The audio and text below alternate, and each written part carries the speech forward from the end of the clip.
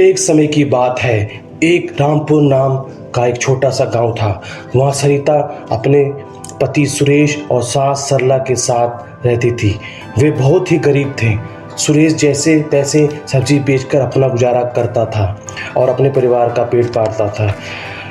शुरू से ही वो देवी माँ की सरिता पूजा करती थी और वो चाहती थी कि अप्रैल और अक्टूबर के महीने नवरात्रि में देवी माता की पूजा करे और वह पूरी भक्ति भाव से देवी माँ की पूजा करने लगती है।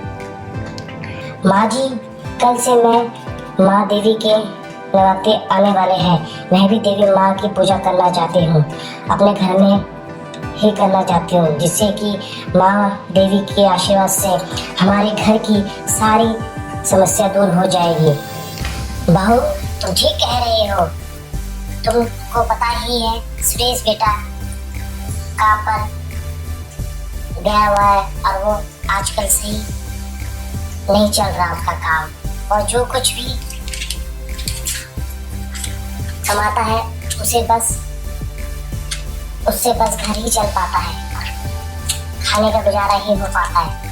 इस बार तुम रहने दो। सरिता, अगर तुम देवी माँ की इतनी बड़ी भक्त हो तो तुम्हें देवी माँ के नवरात्रि करने चाहिए।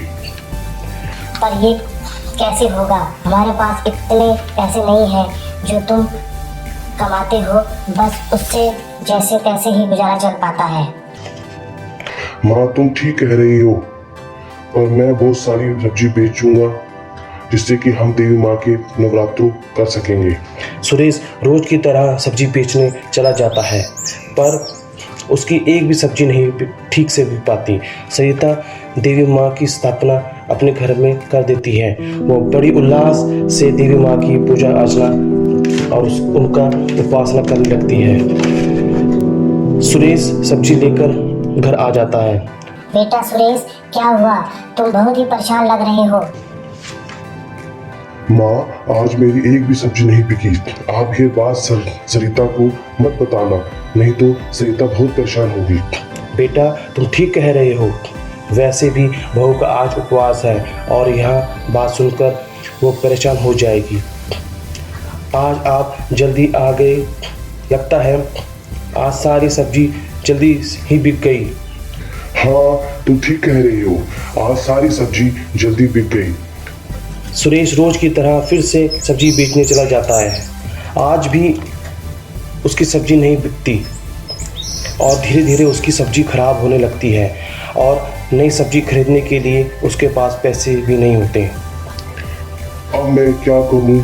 मेरे पास इतने पैसे भी नहीं हैं मैं दोबारा से नई सब्जी खरीद पाऊं। अब तो घर का राशन भी खत्म होने को आया है। कैसे मैं सबका पेट पालूंगा? और मेरी पत्नी सरिता का 9 दिन का उपवास भी चल रहा है। मैं उसके लिए फल कहाँ से लाऊंगा? मेरे पास इतने पैसे भी नहीं हैं। हे माँ दुर्गा, अब तेरा ही सहारा है। अब तू ही मुझे इस संकट से निकाल सकती है।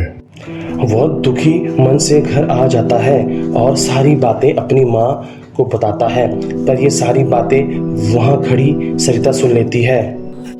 आपने मुझे ये सारी बातें पहले क्यों नहीं बताई कि आपका काम सही नहीं चल रहा है?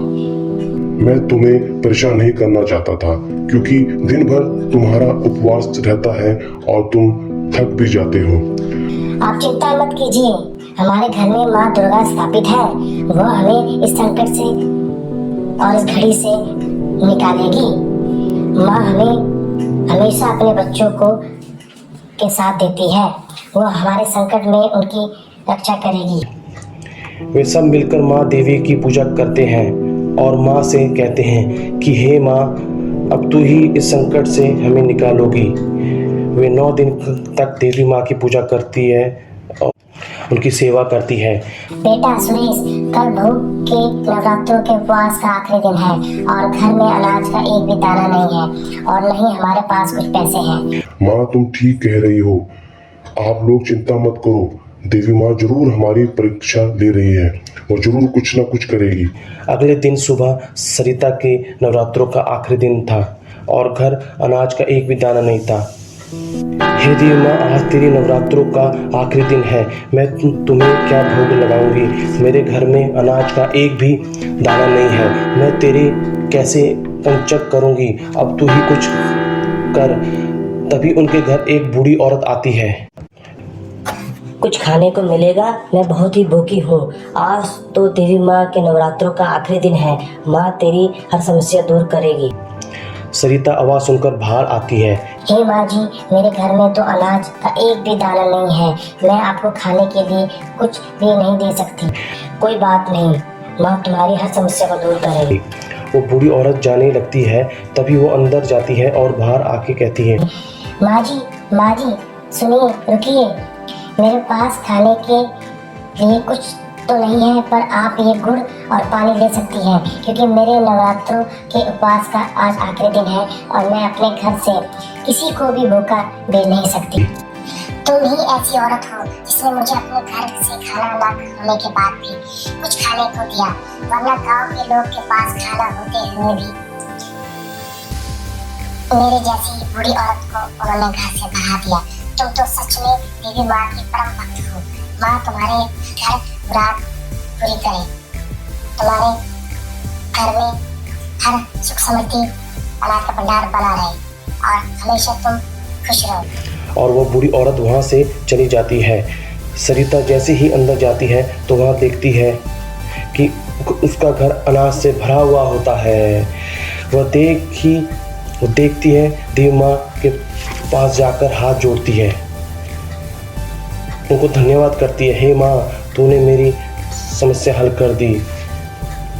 माँ जी देखिए ना, माँ ने मेरी समस्या हल कर दी और हमारे घर में धन और अन्न की कोई कमी नहीं है। घर में अनाज भी भरा पड़ा है। हे बहू, तुम ठीक कह रही हो। माँ हमेशा मेरे साथ है। अब तू जल्दी से भोजन बना ले और कंचक कर अपना उपवास पूरा कर। ठीक है माँ जी। वह जल्दी जल्दी कंचकों का भोजन बना देती है। वहाँ बूढ़ी औरत फिर से उनके घर आती है। वो अपने साथ छोटी छोटी कंचक लेकर आती है। बूढ़ी सरिता, बेटी सरिता, जरा बाहर तो आना। वो उस बूढ़ी औरत की आवाज़ सुनकर बाहर आ जाती है। माँ जी, क्या आपको फिर से भूख लगी है? रुकिए, अब मैं आपके लिए भोजन लेकर आती हूँ, क्योंकि देवी माँ ने मेरे घर अनाज से भर दिया है। मैं जानती हूँ बेटी, मैं तुम्हारे लिए छोटी छोटी कंचक लेकर आई हूँ। तुम कंचक कर अपना उपवास पूर्ण करो। माँ, आपको कैसे पता कि मैं छोटी कंचक का देख रही थी, उनका इंतजार कर रही थी? वो सभी कंचकों का हाथ पैर धोकर उनका तिलक कर उनको भोजन कराती है और उपवास को पूर्ण करती है। तभी सुरेश घर आता है। माँ और सरिता, आज मैं बहुत खुश हूँ। मेरी सारी सब्जियाँ बिक गई हैं। देखिए ना, आज मेरी भी नवरात्रों का उपवास पूर्ण हुआ। देवी माँ ने हमारी सारी समस्या और सारी बातें सुन ली। वो बूढ़ी औरत को भी भोजन करने के लिए कहती है। नहीं बेटी, तुम मुझे पहले ही भी भोजन करा चुकी हो। पर माँ जी, मेरे घर उस समय वही था। अब आप पेट भरकर भोजन कर लीजिए। माँ, आप कौन हो और कहाँ से आई हो? बूढ़ी औरत उसको चेहरा दिखाती है तो उसका चेहरा माँ के चेहरे से मिलता है और वो हाथ जोड़कर माँ के सामने खड़ी हो जाती है। माँ, ये तुम हो जो बूढ़ी औरत का रूप लेकर तुम मेरे घर आई हो। वो बूढ़ी औरत अपने असली रूप में आ जाती है और वो कोई और नहीं माँ दुर्गा होती है। अब सब ये देखकर हैरान हो जाते हैं कि ये तो माँ दुर्गा है जो हमारे घर आई है। सरिता बेटी, मैं तुम्हारी परीक्षा ले रही थी।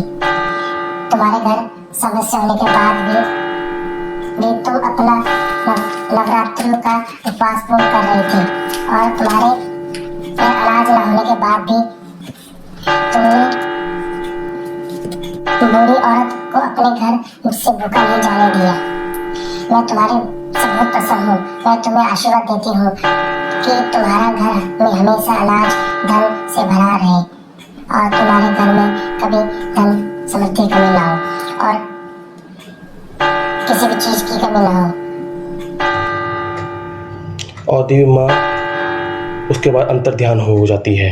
आज मैं बहुत खुश हूँ कि देवी माँ मेरे घर आई और उनके आशीर्वाद से मैंने नवरात्रों का व्रतों को सफल बनाया और मेरी सारी चिंता दूर हो गई।